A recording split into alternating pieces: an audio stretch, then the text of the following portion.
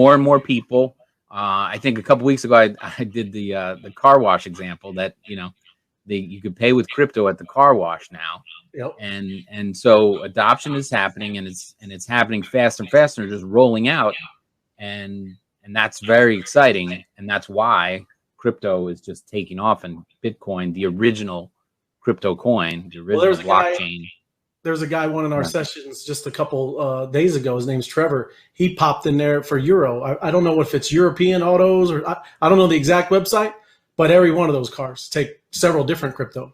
So they want crypto. They don't want their euros or the pound or the dollar. They only take crypto, and they sell everything from a Yugo all the way up to a Ferrari. Yeah, it's kind of wild. Yeah, it seems like Europe and Asia are very much into they're taking crypto very easily now, and mobile payments.